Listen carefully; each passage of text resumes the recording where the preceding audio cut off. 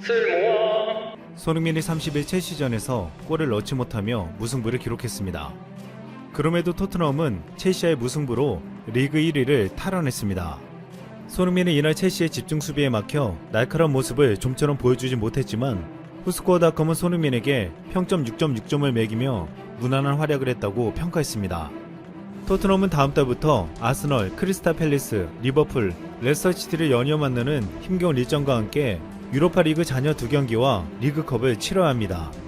한 달 동안 무려 9경기를 치러야 하는 살인 일정 속에서 손흥민의 수비의 집중 견제를 어떻게 극복할지가 관건이 되고 있습니다. 많은 이들은 항상 위기 속에서 손흥민은 강력함을 보여줬다며 오히려 이런 살인 일정 속에서 손흥민이 과거와 같은 위력을 발휘할 것으로 기대하고 있습니다. 이런 가운데 최근 레알에 이어 맨시티까지 손흥민에 대해 관심을 보이고 있습니다. 디 어슬레틱은 30일 맨체스터 시티가 손흥민에게 관심을 가지고 있다며 향후 공격을 강화할 자원으로 눈독을 들이고 있다고 했습니다. 그러면서 토트넘은 손흥민을 지키기 위해 싸우고 있다고 말했습니다. 지금 맨시티가 손흥민에 대해 눈독을 들이고 있는 것은 손흥민이 맨시티를 상대로 결정적인 순간에 6골을 몰아쳤던 것이 강한 인상을 주었기 때문입니다. 레알에 이어 맨시티까지 손흥민에 대한 관심을 보이면서 손흥민의 가치는 더욱 폭등하고 있습니다. 이렇게 손흥민이 세계적인 무대에서 B클럽들의 관심을 받으며 월드클래스까지 오른 데는 손흥민의 노력이 가장 컸지만 이를 뒤에서 열렬히 지원하는 한국 팬들이 있었습니다. 한국 팬들은 손흥민을 멀리서 응원하는 것을 넘어서서 더 적극적이고 놀라운 행동을 보여주었습니다. 지난 시즌 손흥민에게는 기억하고 싶지 않은 순간이 있습니다. 지난해 11월 4일 손흥민은 에버튼전에서 파울러 레드카드를 받고 퇴장당했습니다. 당시 손흥민의 백태클로 안드레 고메즈는 발목이 완전히 꺾이는 큰 부상을 당했습니다. 손흥민은 이 모습에 충격을 받고 오열하며 경기장을 빠져나갔습니다. 토트넘 동료 델리알리는 인터뷰에서 경기가 끝났을 때도 손흥민은 라커룸에서 울고 있었다며 그건 손흥민의 잘못이 아니었다. 손흥민은 내가 만난 가장 좋은 사람 중 한 명이라고 했습니다. 경기 후 에버턴의 마르코 실바 감독은 손흥민의 태클은 분명 거칠었으나 나는 그가 나쁜 뜻을 가지고 행한 것이 아니라고 100% 확신한다고 말했습니다. 그럼에도 손흥민은 자책하며 안드레 고메즈에게 진심으로 사과했습니다. 이후 손흥민은 경기장에서 골을 넣은 후 고메즈를 향한 사과 세레머니를 하기도 했습니다. 고메즈는 현지 언론과 인터뷰에서 손흥민은 좋은 남자다. 그는 사과했고 난 가끔 이런 일이 생긴다고 설명했다며 그는 분명 고의로 그런 행동을 하지 않았다고 말해 대인배다운 모습을 보였습니다. 고메즈는 수술을 하고 회복까지 6개월 정도 걸린다는 판정을 받았습니다. 수술 이후 재활을 하는 고메즈는 어느 날 자신의 인스타그램에 놀라운 영상과 사진을 공개했습니다. 태극기가 붙여진 상자를 열자 그 안에는 편지가 들어있었습니다. 한쪽 다리에 보조기를 찬 고메즈는 편지를 읽어 내려갔습니다. 한 한국 팬이 마음을 담아 보낸 편지였습니다. 모든 한국 팬이 당신을 걱정하고 있다는 것을 알아줬으면 합니다. 얼른 회복해 그런 데서 뛸 수 있기를 바랍니다. 이같이 진심이 담긴 편지와 함께 상자 안에는 한국 특유의 정을 상징하는 여러 종류의 초코파이가 들어있었습니다. 머나먼 한국에서 나온 편지와 초코파이에 고메즈는 감동했습니다. 고메즈는 아무리 멀리 떨어져 있어도 우리는 함께 있는 것과 같다. 그저 감사하다는 말로는 고마움을 표현하기에 충분하지 않은 것 같다고 말했습니다. 고메즈는 손흥민 단 한 명에게 진심 어린 사과를 받을 줄 알았지만 한국 팬 전체의 따뜻한 관심과 뜨거운 응원을 받았습니다. 이 모습을 보고 한 전문가는 손흥민은 영국 땅에서 홀로 뛰고 있는 것이 아니라 대한민국 축구 팬들과 함께 뛰고 있다는 것을 단적으로 보여주었다고 했습니다. 그동안 한국 축구 팬들은 전 세계적으로 인기를 끌고 있는 초코파이와 같은 한국 과자로 친근함을 드러내는 선수들에게 보내주며 애정 표현을 해왔습니다. 과거 맨체스터 유나이티드에서 뛰었던 박지성의 팀 동료 리오 퍼디난드로 시작된 초코파이 열풍은 그 이후로 10년이 지나도록 계속되어 왔습니다. 리오 퍼디난드는 박지성과 함께 뛰던 시절 박지성이 초코파이를 질투하는 듯한 트위터를 올렸고 박지성의 절친이었던 에브라는 방송에서 이런 말까지 남겼습니다. 지성이는 한국에서 왕과 신을 넘은 존재이다. 그에게 오는 소포들을 열어보면 먹을 것들과 요리기구, 생활용품 등 슈퍼를 차려도 될 정도의 물품들이 들어가 있다. 박지성과 함께 맨유의 전승기를 이끈 두 수비수는 이후 한국 팬들에게 초코파이 세례를 받게 되었습니다. 퍼디난드는 초코파이 박스 인증샷을 트위터에 올리고 가족들과 나눠먹는 사진까지 올렸습니다. 오리온 직원은 당시 맨유는 광고비를 가장 많이 받는 스포츠 팀이었는데 퍼디난드와 에브라가 초코파이를 트위터에 선수 홍보해주니 정말 대박이라고 했습니다. 우리 축구팬들은 박지성 팀 동료들을 위해 초코파이를 보내서 박지성의 위상을 높여주는 동시에 우리 기업들의 홍보까지 해주는 일석이조 효과까지 만들어낸 것입니다. 그리고 이후 한국 축구팬들은 초코파이를 한국 선수와 관련 없는 선수들에게까지 보냈습니다.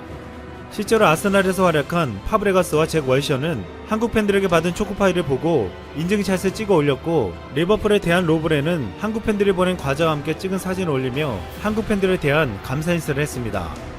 대한 로브렌이 한국 팬들에게 관심을 받은 것은 평소 자신이 가장 좋아하는 영화를 태극기 휘날리며라고 말했기 때문입니다. 놀랍게도 그는 과자 인증샷이 올라가자 한국 팬들에게 더욱 많은 선물 세례를 받았습니다. 또한 유벤투스의 공격수 디발라는 한국 팬이 보낸 과자와 손편지를 SNS에 올려 눈길을 끌었습니다. 디발라의 경우 한국 선수와 접점이 없었기 때문에 극히 이례적인 일로 꼽혔습니다. 디발라는 이 사진에 태극기 하트를 붙여놓고 1년이 넘게 이 사진을 고정시켜 놓았습니다. 최근에는 마스크 사용을 강조하면서 태극기 마스크를 함께 게시하고 한국 연예인 태그를 해놓기도 했습니다. 지난해 디발라는 부상 때문에 유벤투스 방한 경기에 오지 못했는데 많은 팬들은 호날두 대신에 디발라가 왔어야 한다고 아쉬워하고 있습니다. 전세계적으로 한국 팬들은 이렇게 한국 선수와 그의 동료들을 응원하는 동시에 초코파이와 한국 과자들과 함께 손편지를 써보내며 정을 나누고 있습니다. 한국의 초코파이는 전세계 70여 개국에서 연간 20억 개를 팔아치우고 있습니다. 코리아는 몰라도 초코파이는 안다고 말할 정도로 한국의 과자를 알려왔습니다. 특히 러시아에선 이미 국민 간식이 되었고 중국과 베트남에서 선풍적인 인기를 끌고 있습니다. 혹한기를 보내야 하는 러시아에서는 주전자에 하루 종일 홍차를 끓이면서 뜨거운 차를 수시로 마시는데 씁쓸함이 느껴질 정도로 진한 홍차에는 달콤한 디저트가 필요했습니다. 여기에 초콜릿과 마시멜로까지 들어간 초코파이는 러시아 사람들의 입맛을 사로잡았습니다. 무엇보다 초코파이는 싸고 맛있어 누구나 즐길 수 있었습니다. 이 때문에 30년 가까이 러시아인들의 사랑을 받고 있는 초코파이는 2017년 기준 러시아에서만 7억 개가 팔렸습니다. 베트남에서도 파이 시장에서 60%를 초코파이가 차지하고 있고 이미 20년째 제사상에 초코파이가 올라간다고 했습니다. 또한 2019년 1월 중국의 한 브랜드 평가기관에서 발표한 2019년 중국 고객 추천지수 파이 부문에서 오리온 초코파이가 1위에 선정되며 5년 연속 1위에 올랐습니다. 중국에서는 정 대신 인을 더 중요하게 여기는 문화가 있어 초코파이의 정이 아닌 인으로 이름을 바꾸어 판매되고 있으며 좋은 친구라는 뜻의 하오리 여우라는 브랜드로 판매되고 있습니다. 중국은 최근 자신들의 김치가 국제표준화기구 인증을 받았다면서 김치 종주국 한국이 굴욕을 당했다고 했습니다. 하지만 중국이 김치라고 주장하는 절임채소 파이 차이는 김치와는 전혀 달랐습니다. 이 또한 우리 김치가 전 세계에서 인기를 끌자 숟가락 얹기의 일환으로 비판받고 있습니다. 일본에선 중국이 한국의 것들을 자신들의 것이라고 다우겨도 우기지 못하는 것이 있는데 그것이 바로 초코파이라고 말하기도 했습니다. 이렇게 한국의 정을 상징하는 초코파이는 이제 한국 팬들이 전 세계에 나르면서 마음을 전하고 있습니다. 또한 이렇게 전달된 초코파이는 홀로 낯선 땅에서 고군분투하고 있는 우리 선수들에게 가슴이 따뜻한 한국의 팬들이 함께하고 있음을 증명해주고 있습니다. 최근 중국이 한국에 넘지 말아야 할 선을 넘어버렸습니다. 중국 게임사 페이퍼게임스가 지난달에 출시한 게임에서 한복은 중국의 전통 문화다 라고 말해 논란이 된 가운데 이제는 중국 네티즌들이 한복은 중국 것이라는 운동을 펼치고 있습니다. 현재 중국 온라인에서는 한국인들이 한푸를 한복으로 보는 것에 대해 중국인들은 어떻게 해야 하는가 라는 해시태그를 활발하게 공유하고 있습니다. 심지어 중국의 유명 배우도 자신의 웨이보 계정을 통해 드라마에서 나오는 의상은 한푸이지 한복이 절대 아니다. 원래 한국의 한복이라는 것도 명나라 한푸를 당시 속국이었던 고려가 가져다 쓴 것이다 라고 말해 논란이 되고 있습니다. 그런데 더 충격적인 점은 이 중국인 배우가 현재 촬영 중인 드라마는 명나라 때 한국의 수락관 격인 상식국 궁녀로 선발된 여주인공 야오쯔진이 요리에 관심을 갖게 되고 요리의 약선을 절묘하게 조합해서 요리 기술을 발전시켜 나간다는 내용으로 한국의 대장금을 완전히 표절한 작품이라 평가받고 있습니다. 중국의 선을 넘는 행위는 여기서 멈추지 않았습니다. 이번에는 중국 최대 포털 사이트인 바이두가 김치는 중국 것이라고 말하고 있습니다. 바이두는 최근 백과사전 서비스 바이두 백과를 통해 김치는 중국의 유구한 문화유산 중 하나다. 춘추시대 시집인 시경에 따르면 오이와 배추를 절여 먹었다는 기록이 있다.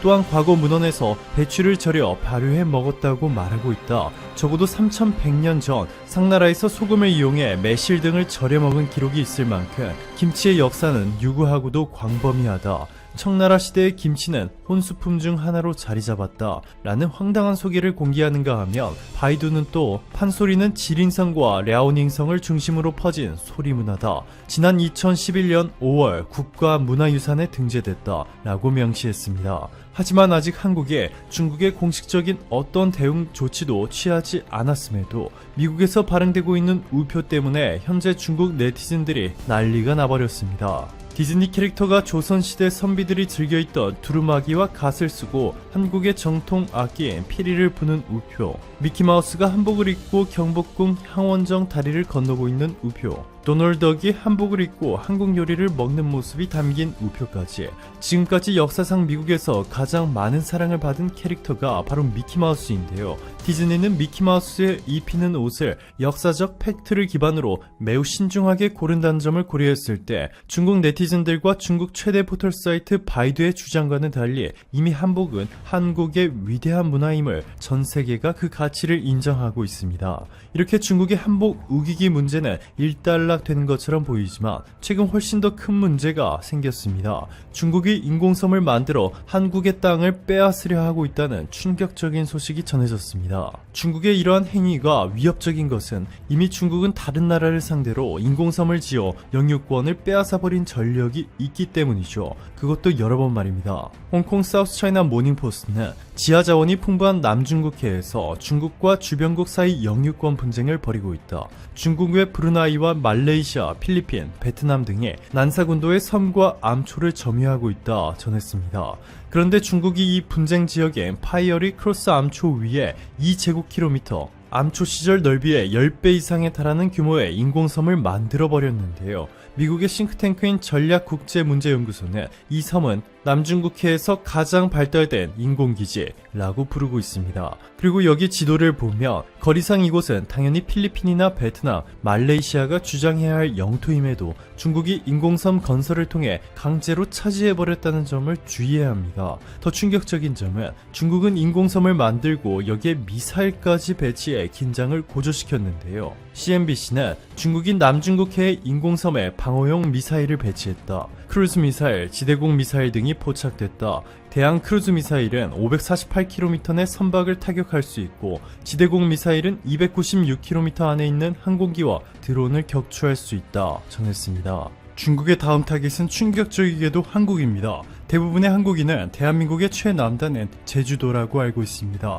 그런데 이는 사실이 아니죠. 대부분의 한국인들은 모르고 있지만 제주도민들에게는 잘 알려진 땅, 파도가 높게 치는 날이면 그 모습을 드러낸다는 신비의 섬 이어도와 파랑초가 있습니다. 제주도 바로 아래에 있는 마라도로부터 149km 남쪽에 위치한 이어도와 이어도 북동쪽 4.5km 지점에 있는 수심 24.6에서 27.2m의 수중암초, 파랑초. 이들은 대한민국 영토인 마라도에서 가장 가까운 명백한 한국의 해역에 속합니다. 하지만 중국이 이곳은 사람의 발바닥 모양이라는 뜻의 딩옌, 이어도는 수옌자오라 부르며 자신들의 영토로 만들려 하고 있습니다. 중국 네티즌들은 전통적으로 이어도는 중국의 관할이며 국제법으로도 관할권이 정당한 수옌자오를 한국에서 자기네 방공식별구역에 포함시키는 방향으로 재조정하려는 과욕을 부리고 있다 라며 한국을 비난했고, 초대 주한 중국 대사를 지낸 장틴옌 중국 국제문제연구기금 연구원은 수옌자오는 중국 동해상에 있는 암초로 한국 사람들은 이어도라고 부르고 있다.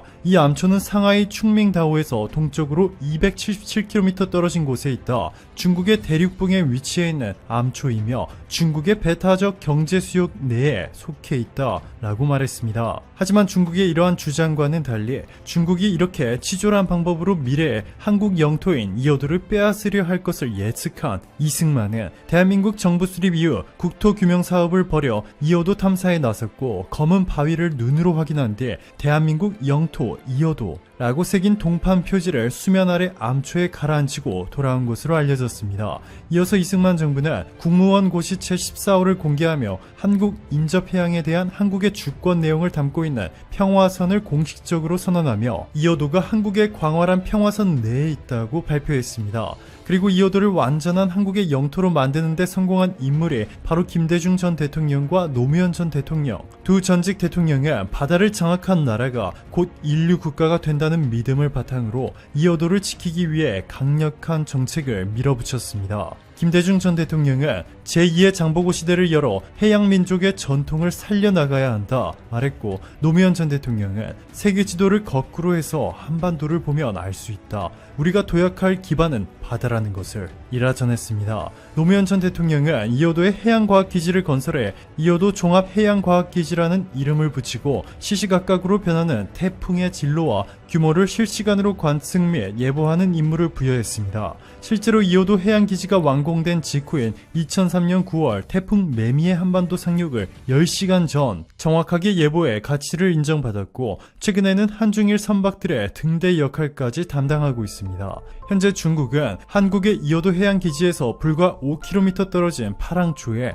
과학기지를 건설하려 하고 있습니다. 극비에 진행되고 있는 만큼 진행 상황이 공개되지 않고 있는데요. 이에 일각에서는 대한민국이 깊고 험한 바다를 메우는 기술력 세계 최고라 인정받는 수중블록 케이슨 공법을 이용해 이어도와 파랑초에 인공섬을 만들어 시료 지배를 해야 한다고 말하고 있습니다. 실제로 한국은 케이슨 공법을 이용해 울릉도 공항 건설에 적용시켰고, 2025년 울릉도 공항이 완공되면 서울에서 울릉도까지 비행기로 1시간이면 갈 수 있게 될 예정입니다.